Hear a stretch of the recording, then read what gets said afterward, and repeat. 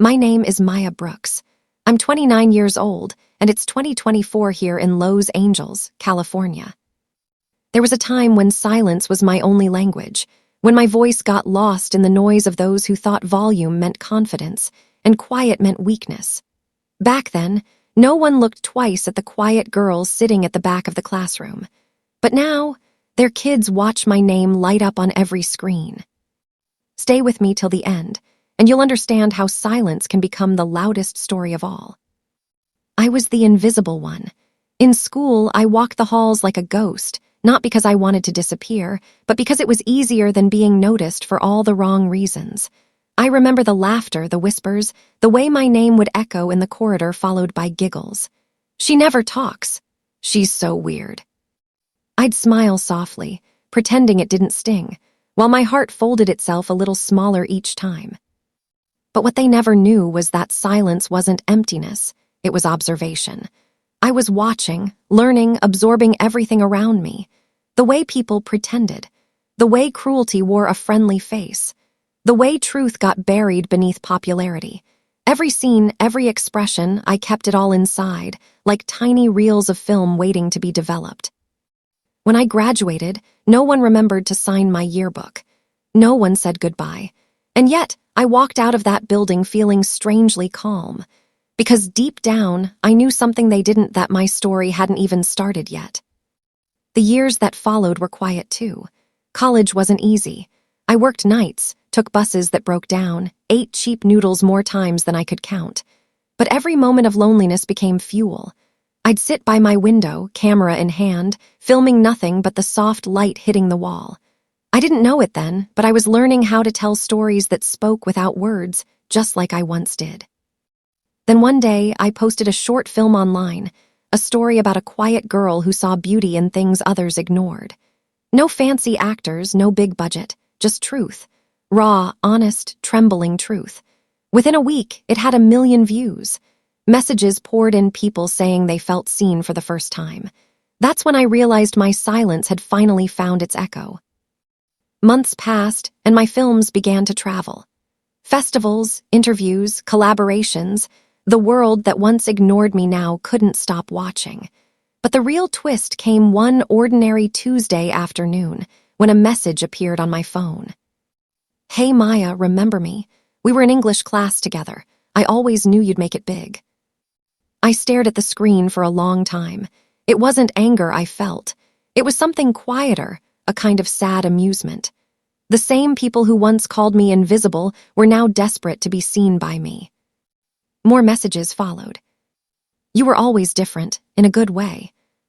We should catch up sometime. I'm so proud of you, Maya." I didn't reply, not out of arrogance, but because I realized I didn't need to.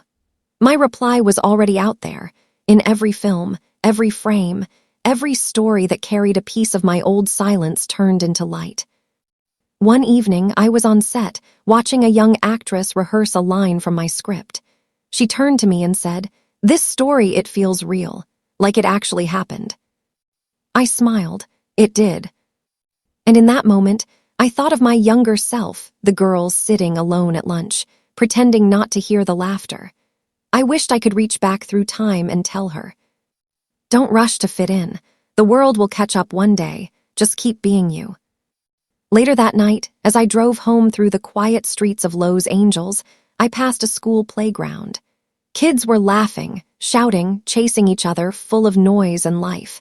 And for the first time, the noise didn't scare me. It reminded me how far I'd come. I parked my car, rolled down the window, and looked at the city lights reflecting off the glass. For years, I thought silence was my weakness, but now I see it was my greatest strength. Because silence doesn't mean you have nothing to say. It means you're waiting for the right moment to be heard. And when that moment comes, the whole world listens.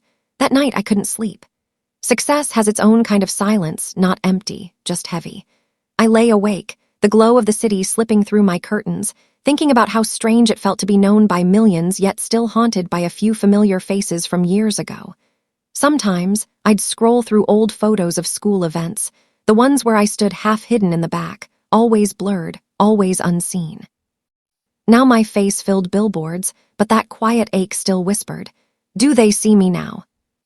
The next morning, I sat in my studio, editing a scene from my new film. It was about a girl who finds strength in her loneliness.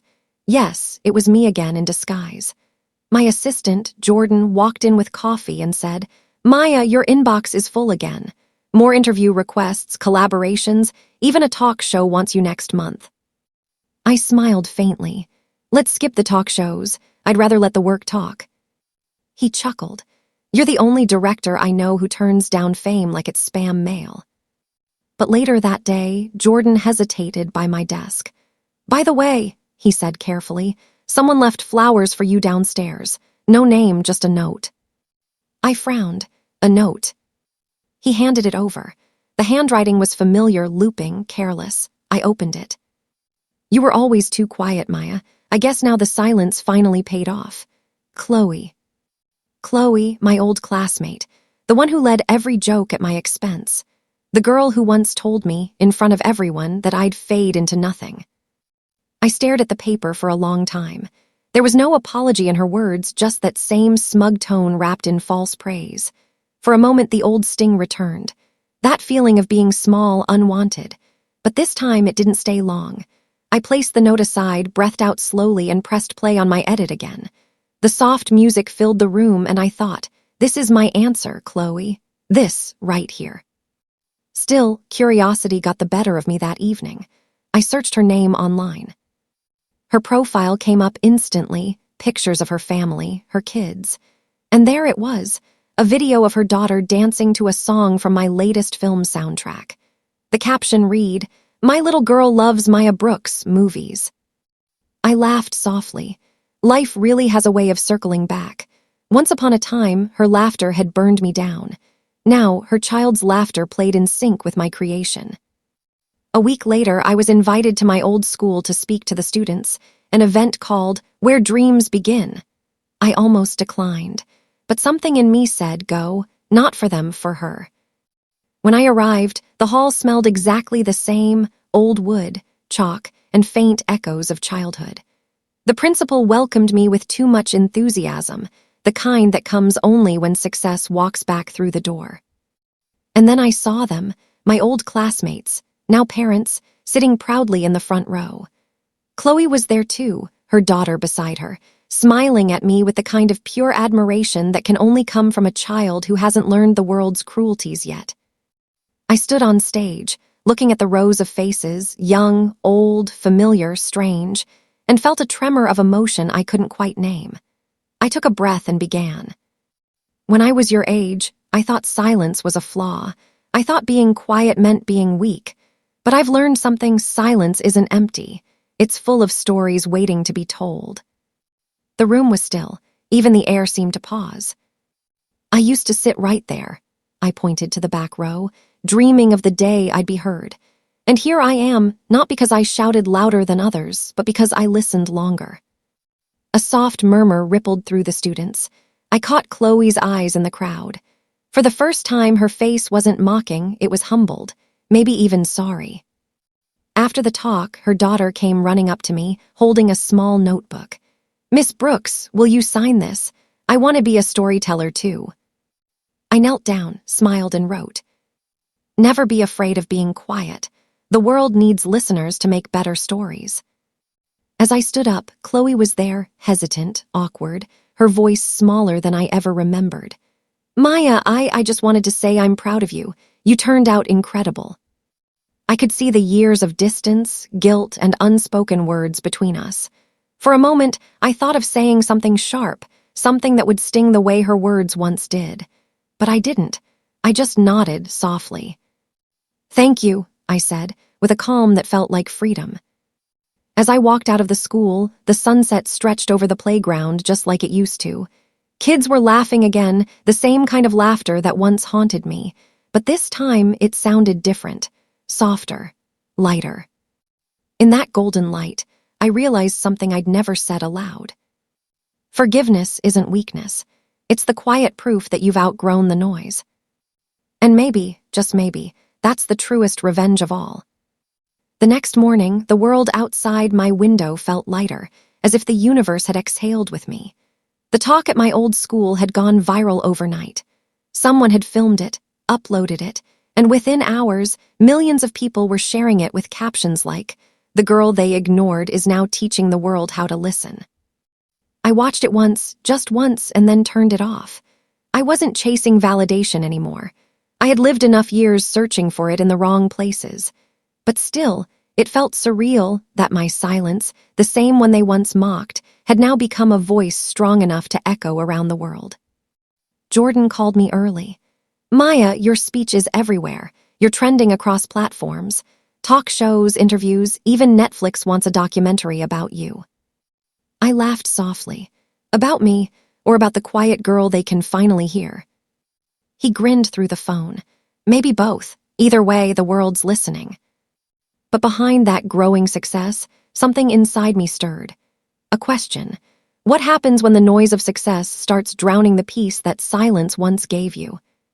That evening, I walked to the beach, the same one I used to visit in my early filmmaking days when I had no crew, no fame, just my camera and thoughts. The ocean was calm, almost thoughtful. I sat there, letting the cool air wrap around me. A little boy nearby was trying to build a sandcastle, but the waves kept washing it away. His mother said gently, "It's okay, love, try again. The sea's not your enemy. It's just teaching you patience." Something about that line stayed with me. Because that was me, building my own little castles of dreams while life's waves knocked them down, again and again, until I learned that every collapse was shaping me into who I was meant to be. When I got home, a letter was waiting on my desk. A real one, handwritten, not an email, not a PR request. My assistant said someone had dropped it off in person. It read, "Dear Maya, you don't know me, but my daughter struggles with speaking. She barely says a word in school. Yesterday she watched your speech and said, 'Mom, maybe quiet girls can be heroes too.' Thank you for giving her that hope. Emily's mother." I sat there, holding the letter, and for the first time in years, tears came easily. It hit me, the very thing I was once ashamed of had now become someone else's source of courage. My silence had finally found its purpose. But not every message that week brought warmth. The next day, Jordan showed me an online thread. Old classmates, the same people who once teased me, were now fighting for a piece of my story. "She's exaggerating. We were never that mean. She's using her past for fame. She always wanted attention." I scrolled through their words slowly, the familiar ache returning. Success doesn't erase your past, it only puts a brighter light on it. And sometimes, that light reveals shadows you thought you'd outgrown. Jordan looked angry. "You want me to report them? We can take it down." I shook my head. "No, let it stay." "Why? They're twisting your story." "Because the truth doesn't need to shout to be heard," I said quietly. "It just needs to stay true." Still, that night I couldn't sleep again. Not because of their words, but because of a thought that wouldn't let me go. Maybe I needed to tell the full story. Not just the glamorous parts, but the real ones. The loneliness, the anxiety, the endless nights of doubt. People saw my light now, but they deserved to know the fire that made it. The next morning, I made a decision. I picked up my camera, the same old one I'd bought secondhand years ago, and pressed record. No crew, no lights, no makeup, just me. I looked into the lens and said, "My name is Maya Brooks. You know my success story. But tonight, I want to tell you about the days when I almost gave up." I spoke for hours. About rejection emails, empty bank accounts, the fear of never being enough. About the quiet nights when silence didn't comfort me, it suffocated me.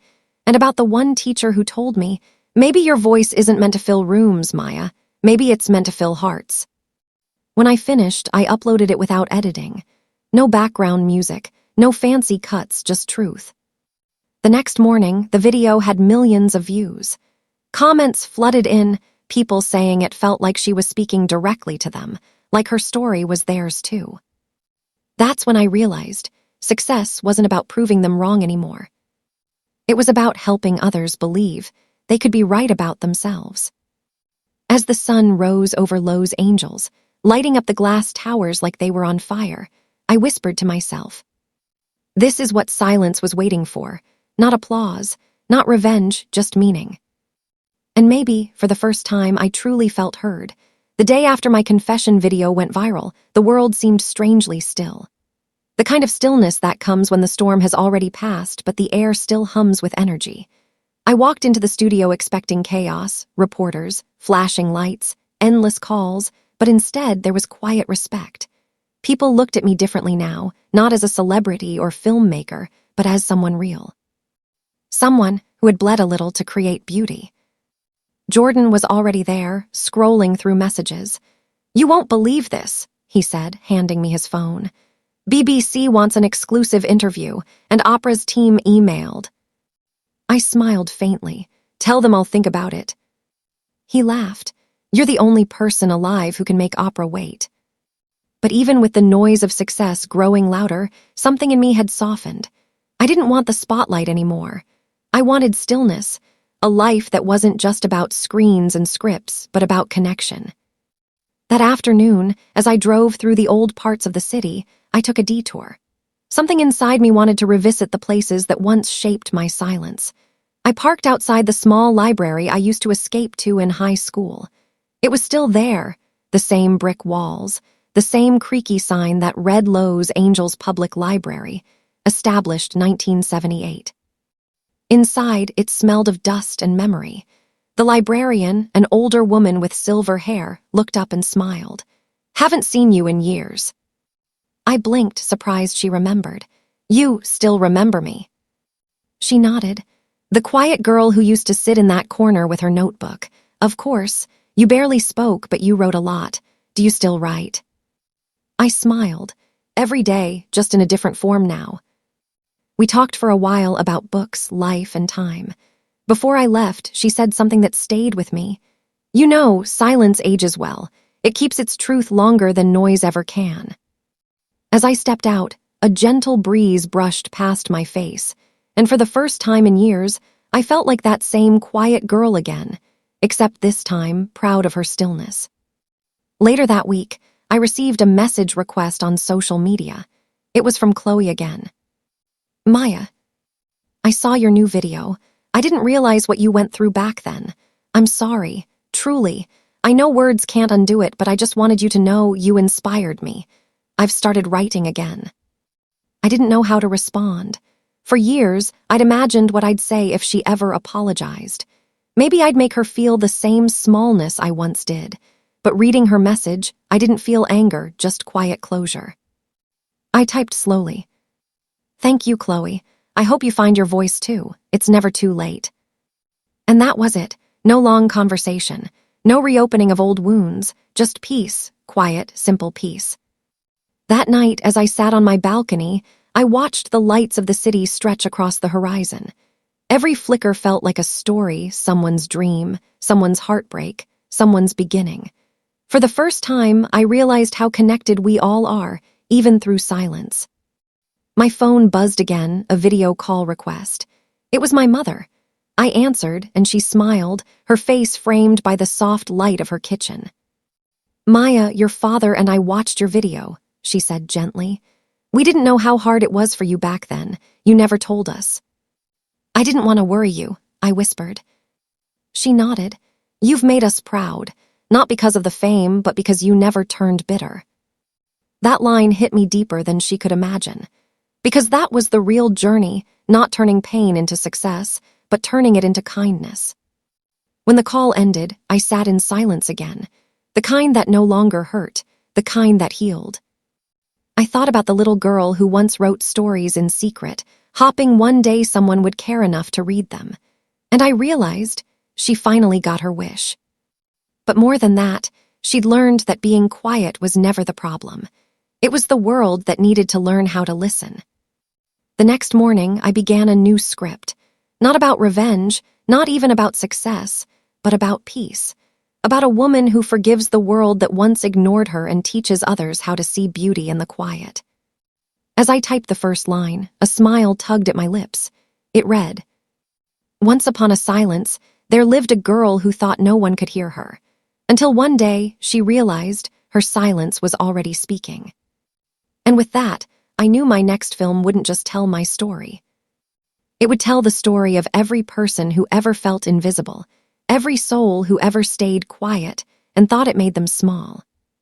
Because in truth, it's not the loudest voices that change the world. It's the ones who speak softly, but mean every word. The city was louder than usual that night. Flashing lights, endless cameras, and faces that once belonged to strangers now spoke her name like it had always been theirs. Maya Brooks, the girl they ignored, the woman they now cheered for. But under that glow, her heart felt quiet. Fame had come, yes, but peace hadn't followed. She stared at her reflection in the tall glass building that carried her name, and for a moment, she saw the old version of herself, that quiet, trembling girl walking alone in the school corridor, clutching her books, praying not to be seen. Her assistant's voice broke the silence. "Maya, the charity event's been moved to next week." She nodded absently, eyes fixed on her reflection. "Cancel it, I need a few days." When she reached home, the phone was already ringing. It wasn't business, not this time. The voice on the other end was trembling. "Maya, it's about your father." Silence filled the room, thicker than air. She hadn't spoken to him in 3 years. Not since the night she left home, determined to prove to everyone, even him, that she could make it without anyone's help. He had always been the realist, the one who said, "Dreams don't feed you, Maya." She had replied, "Then I'll learn to feed myself with them." But now, there was no argument left to win. He was gone. The next morning, she stood at the small house she once called home. Everything looked smaller, quieter, older, like time had shrunk with grief. Neighbors whispered when they saw her car. Some smiled, some stared. None really knew the story behind her silence. Inside, the air smelled of memories, her mother's cooking, her father's old cologne, the faint dust of years gone by. She found an old box in his study labeled simply, "Maya's Things." Inside it were drawings she made in school, a report card she had failed, a broken trophy, and a letter never sent. She unfolded it with trembling hands. "My daughter, if you ever read this, know that I wasn't angry when you left, just afraid. Afraid the world would break your softness before you'd learn how strong it could make you. You were quiet, but your silence always carried meaning. If life ever makes you forget who you are, come home, even if I'm not here." Tears blurred the ink, but the words burned deeper than ever. For the first time in years, Maya cried, not the tears of exhaustion, not the kind the cameras could catch, but the kind that wash away pride. Later that day, a knock came at the door. A familiar voice called her name, soft, uncertain, but unmistakably real. "Maya." She froze. It had been over a decade since she heard that voice. Standing at the doorway was someone she thought she'd never see again, Eli Carter, her closest friend from school, the only one who ever saw her before the world did. He looked older, tired maybe, but his eyes still carried that same calm warmth. "I heard about your dad," he said. "I thought maybe you shouldn't be alone today." She tried to smile but couldn't. "I didn't think you'd remember me." He stepped inside quietly. "You don't forget the people who once believed in you when no one else did." They sat for hours, not talking about success or fame or what she had become. They talked about the old park bench behind the school, the one where she used to draw, and he used to write songs no one ever heard. They laughed over how scared they were to dream back then, and how, somehow, she had lived the dream they never dared to chase. But as the night grew darker, Maya finally whispered what had been haunting her. "I thought getting here would fill the emptiness, but every time I win something, I lose someone." Eli looked at her gently. "Maybe success isn't supposed to fill the emptiness, Maya. Maybe it's supposed to teach you who deserves to stand beside you when you feel it." She looked at him, really looked, and for the first time, she realized how much she missed being seen without being celebrated. The next morning, before leaving town, she stood in front of her father's grave. No cameras, no fans, just silence. She placed the letter back down on the soil and whispered, "I'm home, Dad. You were right, the world did try to break me, but I didn't let it. I just forgot where my strength came from. When she turned around, Eli was waiting near the gate. And as they walked away together, the city lights behind them no longer felt like a crown.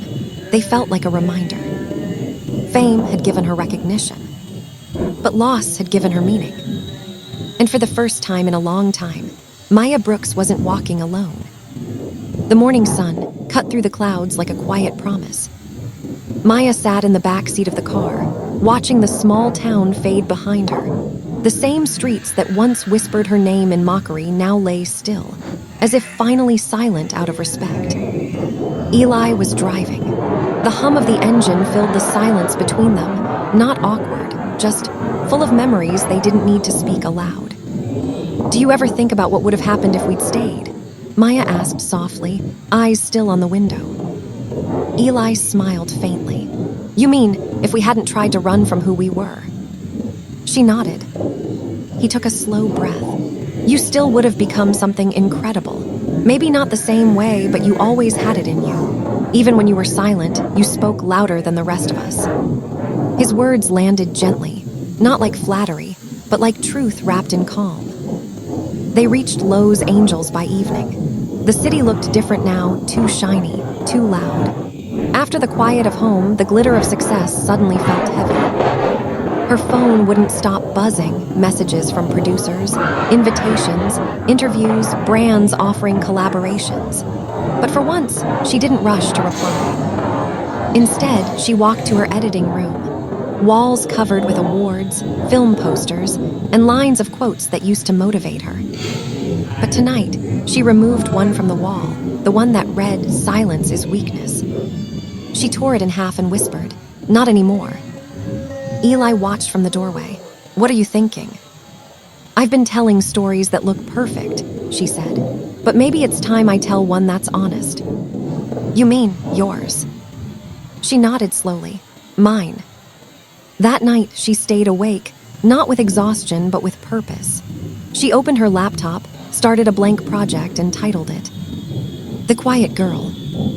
It wasn't a glamorous film. No red carpets, no shining heroes, just truth. A story about the silent girl who was overlooked, who learned to turn her pain into art. Her art. Days turned into weeks. Eli stayed to help her write his words, her vision. Together, they built something that felt real. And as the project took shape, something inside Maya began to heal. One night, while reviewing footage, she said quietly, "You know, I used to think revenge was proving everyone wrong." And now, Eli asked, "Now I think it's proving to myself that I was always right to be who I was." He smiled. That's not revenge, Maya, that's peace. When The Quiet Girl was finally released, it didn't break box office records, but it broke something else. It broke the silence around people like her, the ones who were told their voices didn't matter. Messages poured in from young viewers all around the world. This story feels like mine. Thank you for making me feel seen. I thought being quiet made me invisible. Now I know it makes me observant. Maya read every message, tears spilling freely, not from sadness, but from understanding. The world that once ignored her was now listening. Not because she screamed louder, but because she spoke her truth with calm strength. A few weeks later, she received an email from her old high school. They were hosting a reunion and wanted her to come as the guest of honor. At first, she almost laughed. The irony was too sharp. Those same halls where she'd been invisible now wanted her to give a speech about believing in yourself. Eli asked gently, "Will you go?" She thought for a long time. I don't know, maybe I don't need to. But that night, she dreamed of her father's letter again. If life ever makes you forget who you are, come home. And so she went. The gymnasium looked smaller, the walls covered in faces she once knew. Some smiled awkwardly, others avoided her eyes. But she didn't feel bitterness, only quiet acceptance. When it was her turn to speak, she stepped up to the microphone, heart steady. "I used to sit right there," she said, pointing toward the last row. "I thought being quiet meant being weak. But silence taught me something. It taught me to listen, to observe, to understand. She paused, letting her words sink in. And maybe that's why I tell stories now, because I finally realized you don't have to be loud to be heard. The audience was silent. No laughter, no whispers, just stillness and respect. When she walked off the stage, Eli was waiting near the exit. "You did it," he said softly. She smiled, not the confident, camera-perfect smile she'd mastered, but a simple, genuine one. "No," she whispered. "I just finally said what I always wanted to." Outside, the sky was dark but peaceful, a mirror of her heart. For the first time in her life, Maya Brooks didn't feel like she had to prove anything. Not to her past. Not to the world. Not even to herself. Her silence had finally spoken, and the whole world had listened. Fame had changed shape for Maya. It wasn't flashing lights or red carpets anymore. It was quiet mornings spent reading letters from strangers who saw themselves in her silence. Her studio had become a sanctuary. No noise, no pretense, just raw creativity.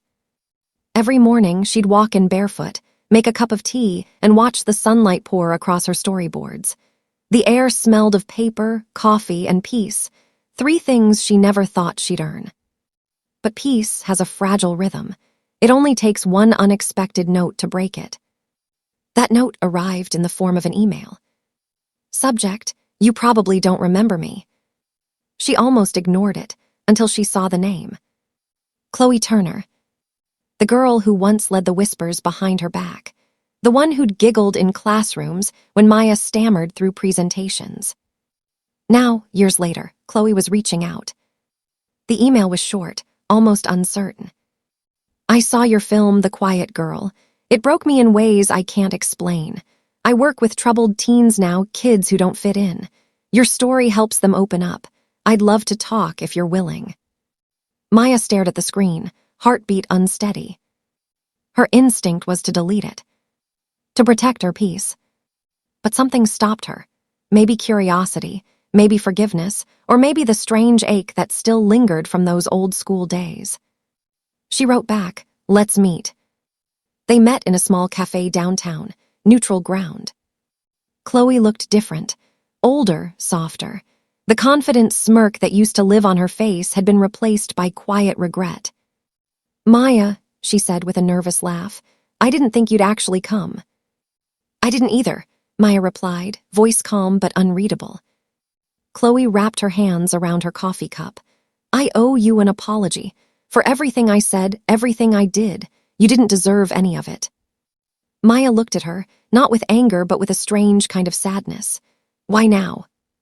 "Because watching your film," Chloe's eyes shimmered. "It was like watching what I did to someone who only ever wanted to be left in peace. You turned that pain into something beautiful. I wish I'd known back then how strong silence can be." The cafe went quiet around them, the sound of spoons and chatter fading into the background. Maya leaned back, her tone gentle. "You were a kid, Chloe, so was I. We both didn't know better." Chloe shook her head. "You learned, I didn't until now." They talked for over an hour, about their school days, about growing up, about the strange way time rewrites people. Chloe confessed she'd gone through her own heartbreaks, her own lonely years. Maybe that's why she now worked with teens who reminded her of her younger self. Before leaving, Chloe said, "Would you ever visit the center? Talk to the kids. They look up to you. It could change their lives." Maya hesitated. Public appearances were something she'd avoided since her fame exploded. But something about Chloe's voice felt sincere. "I'll think about it," she said. That night, Maya couldn't sleep. Her mind replayed old memories, the laughter echoing in school halls, her trembling hands clutching notebooks, the silence she'd learned to survive inside. But those memories didn't sting anymore. They just existed, like old scars that no longer hurt when touched. A week later, she found herself standing outside the youth center. The building was plain, walls painted with murals of hope and bright colors that tried to cover the sadness inside. Chloe greeted her at the door, her smile shy but warm. "They're excited to meet you." When Maya walked into the room, she saw faces, young, uncertain, full of the same quiet she once carried. One girl, maybe 15, looked up and whispered, "You're Maya Brooks." Maya smiled softly. "Yes, but you can just call me Maya." They sat in a circle. The kids began sharing bits of their stories, broken families, bullying, being misunderstood. Maya listened, really listened. No cameras, no script, just empathy. When it was her turn, she said, "I used to think silence made me invisible, but silence taught me something no noise ever could, how to hear the truth in people. Sometimes, the quiet ones carry the loudest stories." For the first time, the room wasn't heavy. It was alive with tears, with laughter, with connection. After the session, Chloe caught up with her outside. "You were amazing in there," she said. Maya looked up at the sky, the sunset spilling gold across the horizon. "I didn't do anything special. I just told them the truth." Chloe nodded. Maybe that's what makes it special. As Maya drove home, she realized something she hadn't before. Forgiveness wasn't about the past.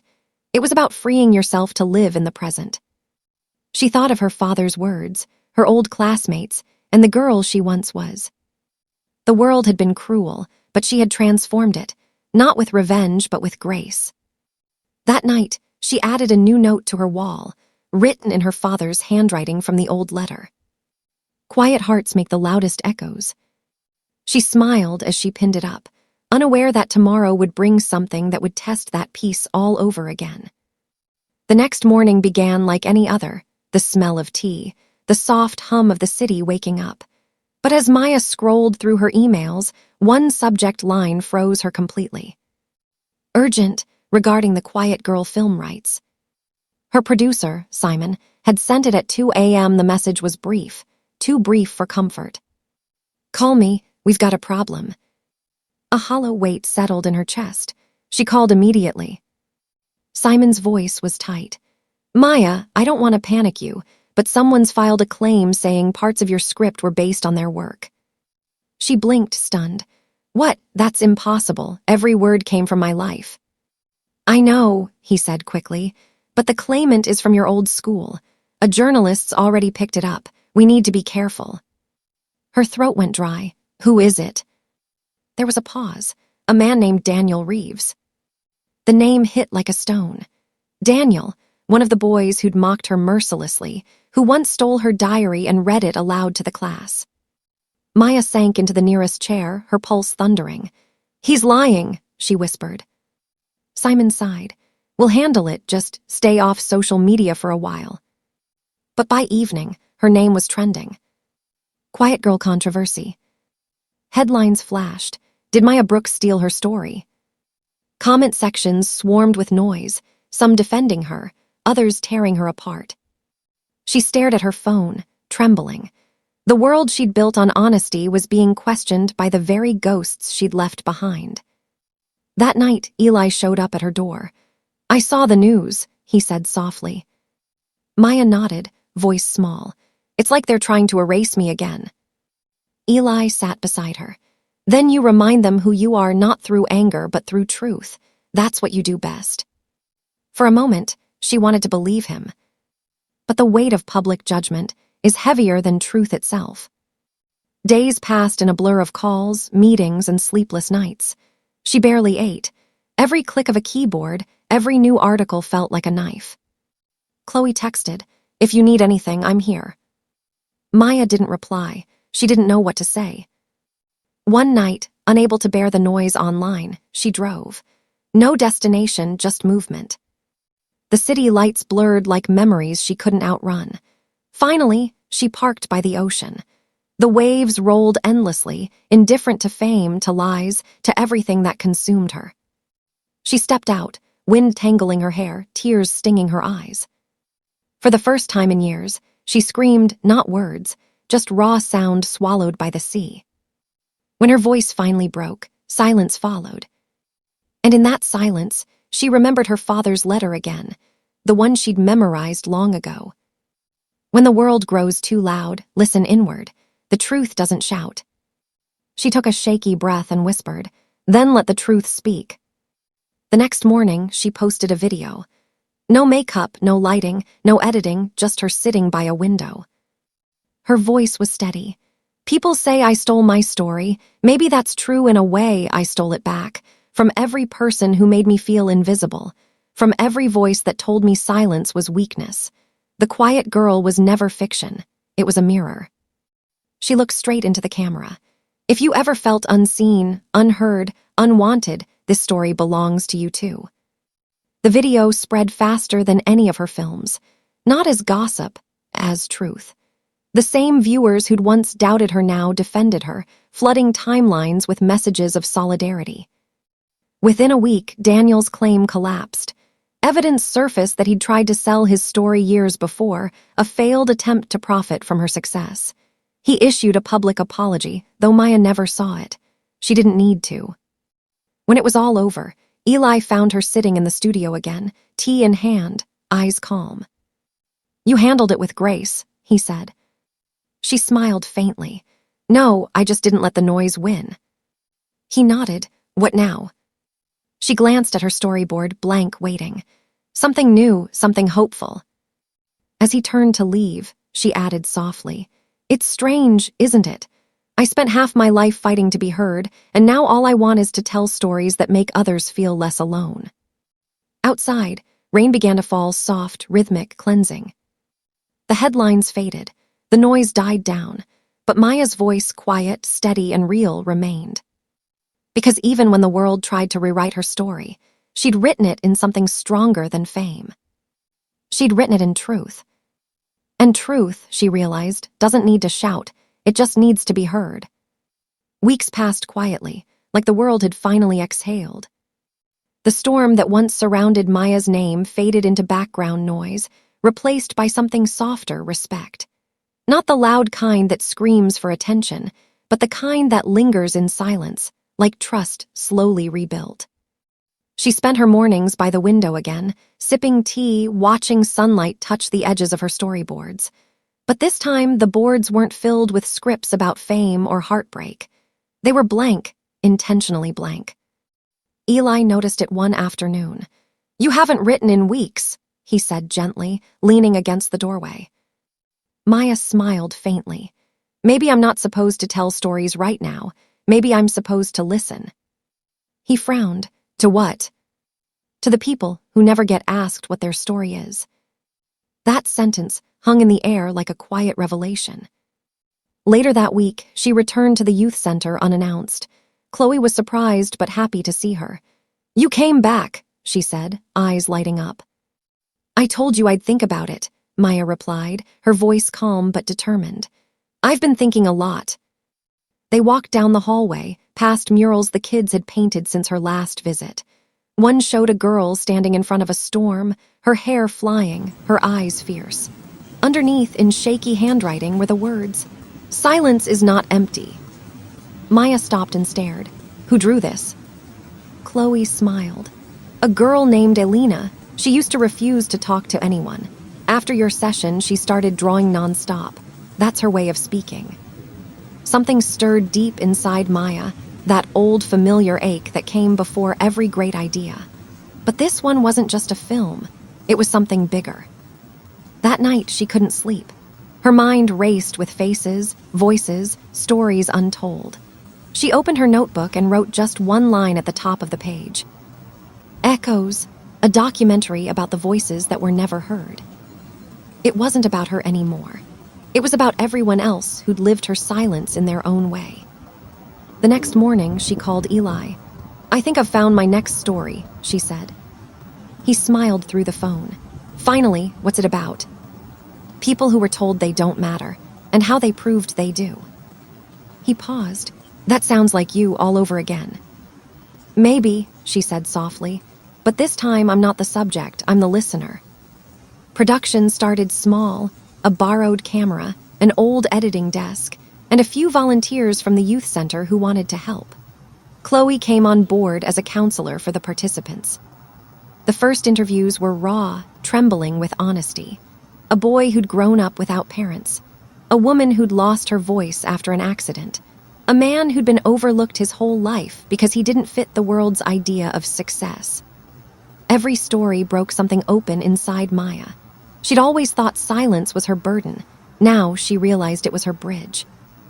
One evening, after a long shoot, she sat by the editing monitor replaying Elena's segment, The Girl Who Painted Storms. In the clip, Elena said quietly, "I don't like to talk because when people talk, they don't listen." But Maya did. She listened like she actually heard me. Maya's hands trembled. Tears blurred the screen. Eli walked in and saw her crying. "Hey, what's wrong?" She shook her head, smiling through the tears. "Nothing's wrong. It's just, I think this is the first time I've ever seen myself not on screen, but through someone else's eyes." He sat beside her, watching the footage in silence. "You've turned pain into connection, Maya. That's more powerful than any award." She nodded. Maybe this is what I was meant to do all along, not to be seen, but to help others be seen. The next day, while reviewing sound checks, Chloe handed her a letter. "Elena wanted you to have this."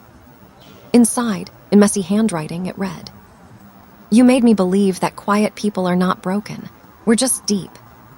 Maya pressed the paper to her chest, a tear slipping down her cheek. Outside, rain began to fall again, not stormy this time, but soft, cleansing, rhythmic. And as thunder rolled gently in the distance, Maya smiled to herself. For the first time, her silence didn't feel like something to escape. It felt like home. The next morning, Maya woke up before dawn. The world outside her window was quiet, that kind of silence that only comes before sunrise, when the city hasn't yet remembered to breathe. She wrapped her hands around a cup of coffee and watched the steam twist into the dim light. For the first time in years, she didn't feel the need to rush anywhere. No deadlines, no noise, just her thoughts, raw, honest, and heavy with meaning. Last night's talk with Ethan still echoed in her mind. His words weren't fancy, but they were real. "You don't have to prove anything anymore," he had said softly. "You already did." But Maya wasn't sure what she had proven or to whom. She built an empire out of silence, crafted success from pain.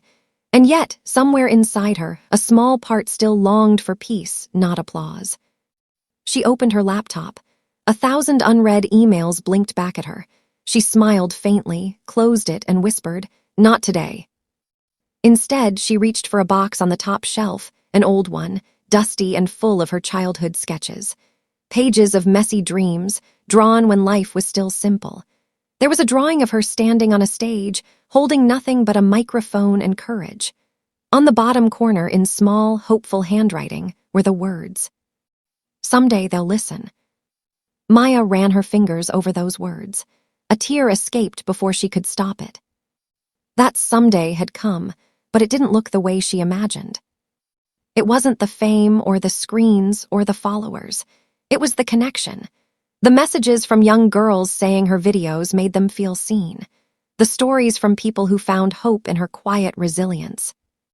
And suddenly, she realized maybe she wasn't ignored anymore. Not because she was louder, but because the world had finally learned to listen differently.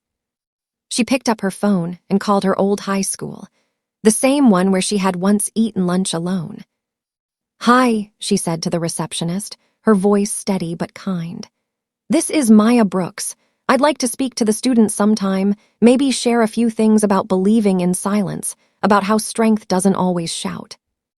The woman on the other end almost dropped the phone. "Maya Brooks, the Maya Brooks." Maya chuckled softly. "Just Maya will do." A week later, she stood in front of that same school, same brick walls, same hallway smell of chalk and nostalgia. The auditorium was packed. She could see her old teachers in the corner, their expressions a mix of pride and disbelief. When she stepped up to the microphone, the room fell silent, the same silence that once made her feel invisible. She took a deep breath and said, "I used to think silence was weakness, that being quiet meant being overlooked. But I learned that silence can also be power, the kind that listens, absorbs, and creates." Her voice didn't tremble. It carried years of unspoken words, now finally free. She told them about the loneliness, the doubt, the rejection, but also about the transformation that happens when you refuse to let bitterness define you. "You don't have to be loud to be heard," she said. "You just have to be real." When she finished, the applause was thunderous. But Maya didn't smile because of the clapping. She smiled because somewhere in that crowd, a quiet kid might have just found courage. After the event, a little girl walked up to her, clutching a notebook. "I'm quiet too," she whispered shyly. Maya bent down, smiled warmly, and said, "Then you're already powerful, you just don't know it yet." That night, back at her apartment, Maya stood on the balcony, watching the city lights flicker like distant stars. She wasn't chasing them anymore. Her success wasn't a revenge story anymore. It was a healing one. Ethan joined her, wrapping a soft shawl around her shoulders. "You did it," he said quietly. Maya looked out into the endless glow and replied, "No, we did. Everyone who ever stayed silent but kept believing, this was for them." The city exhaled beneath them, and for the first time in forever, so did she. The quiet girl the world once ignored had finally found her voice. And the world, this time, truly listened. Months passed, and Maya's life slowly began to settle into a rhythm she never thought she'd know: calm. Not empty, not loud, just peaceful. She still created, still spoke on stages, still inspired millions, but something inside her had shifted.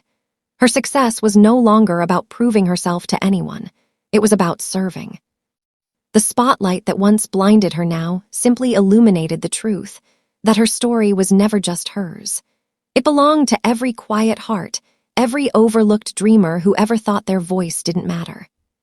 One morning, she stood in front of the mirror, her reflection softer than before. The woman staring back wasn't chasing approval anymore. She carried purpose in her eyes and kindness in her posture. Her phone buzzed, another request for a feature, another invitation to speak. She smiled and turned it face down. Today wasn't about business. Today was about something deeper. Maya had decided to return to her hometown. It had been over a decade since she'd walked those streets, the same ones that once echoed with laughter she wasn't part of. When she arrived, the town looked smaller, but the memories felt enormous. She walked past her old school, the park bench where she used to sit with her sketchbook, and the narrow lane where she once promised herself she'd leave and never come back. Now, standing there again, she realized it wasn't the place that hurt her.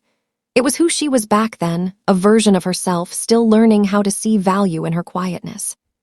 She smiled at the irony. The same silence that once made her feel invisible had become her greatest power. As she turned a corner, an older woman called out, "Maya Brooks."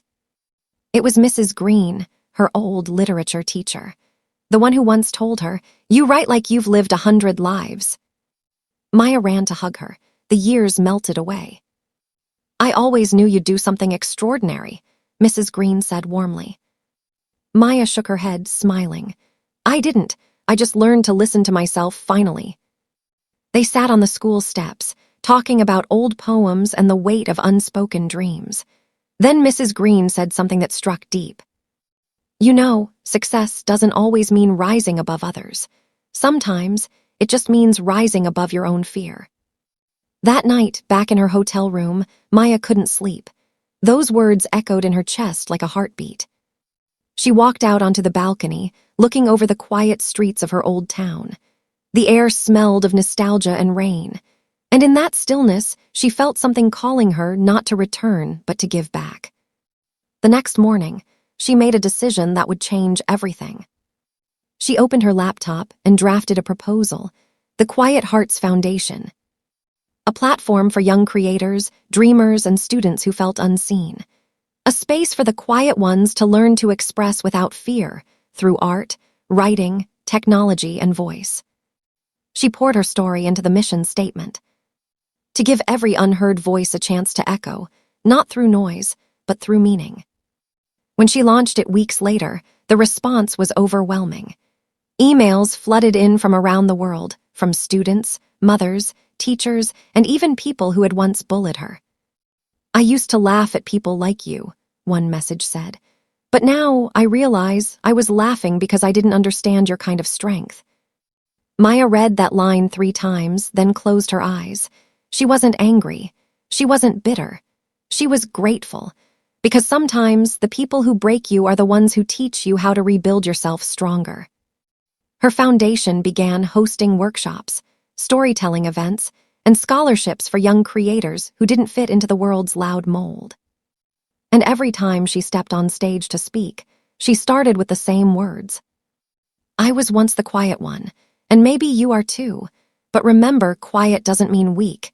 It means listening to life before speaking back. The applause always came, but she no longer chased it. She cherished the silence after, that moment when hearts connected deeper than words. By the end of the year, her foundation had touched thousands of lives. But the greatest change wasn't in them, it was in her. Maya had finally understood something profound. She wasn't running from the past anymore. She was healing it. And as she stood backstage one evening, watching a shy girl confidently read her poem to an audience of hundreds, Maya whispered to herself, "This is what I was meant to do all along." The pain that once defined her had transformed into purpose. And that purpose had become her peace. The night of the biggest award ceremony of her career, Maya stood backstage in a soft gold dress that shimmered under the quiet light. The crowd beyond the curtain buzzed with excitement. Her documentary, The Voices You Don't Hear, had been nominated for Best Inspirational Film of the Year. But tonight felt different. The usual thrill was replaced with calmness, a gentle kind of acceptance that came from knowing she no longer needed trophies to validate her story. As the host's voice echoed, and the award goes to Maya Brooks, the audience erupted in applause. For a second, Maya didn't move. She looked down at her trembling hands and whispered, "Thank you, Gotti, for making silence enough." She walked onto the stage, lights bursting like stars around her. The applause didn't sound like noise anymore. It felt like warmth, like 1,000 people finally listening.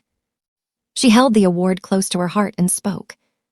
"There was a time I thought I needed to be loud to be heard, but I've learned you don't have to shout to make an echo. Sometimes the quietest stories are the ones that stay forever." The crowd rose in a standing ovation. Cameras flashed, tears glimmered, and somewhere in the audience, she saw a familiar face. It was Evelyn, her old schoolmate, the same one who once whispered jokes about her silence, who had mocked her for not fitting in. Their eyes met. Evelyn smiled, tears in her eyes, mouthing the words, "I'm proud of you." Maya smiled back, not out of triumph but forgiveness.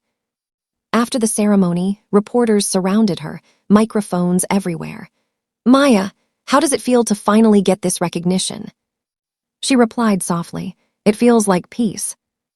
When she stepped outside into the cool night air, she saw the city glowing, every screen flashing her name, every billboard showing her face.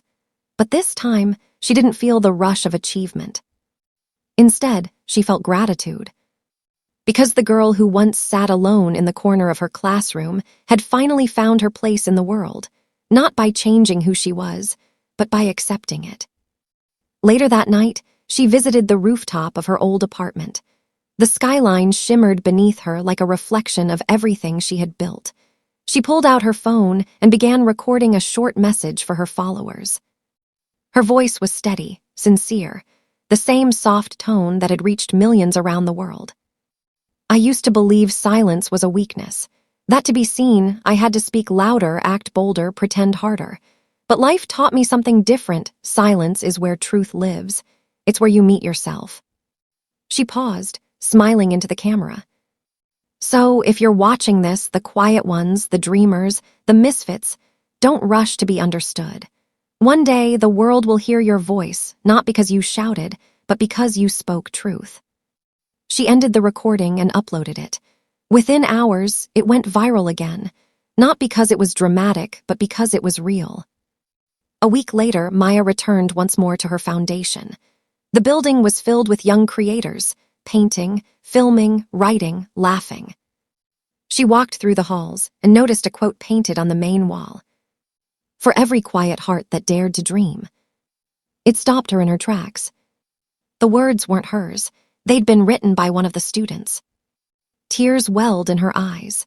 She realized that her story had already moved beyond her. It now belonged to the next generation, the ones who would carry her message forward. That afternoon, she sat in the garden behind the building, where the children often gathered. The sun dipped low, turning the sky gold.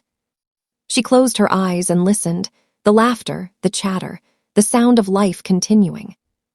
And she thought of her younger self, the girl who used to eat lunch alone, who never raised her hand, who thought she'd always be invisible.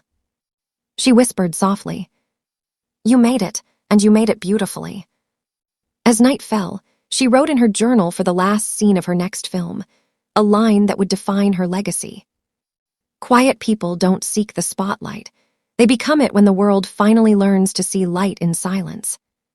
She set the pen down, exhaled deeply, and smiled, that peaceful, knowing smile that only comes after years of searching and finally finding yourself. The city hummed outside her window, but inside, everything was still. Maya stood by the window, looking at her reflection, the filmmaker, the dreamer, the once-forgotten girl who turned her silence into sound. And in that quiet moment, with the stars shimmering over Lowe's angels, she whispered, "They ignored me in school for being quiet. Now their kids watch my name on every screen. But more than that, they watch hope." She smiled, closed her journal, and turned off the lights. The room faded into darkness, peaceful, complete, and full of meaning. Because Maya Brooks didn't just find her voice. She taught the world to listen,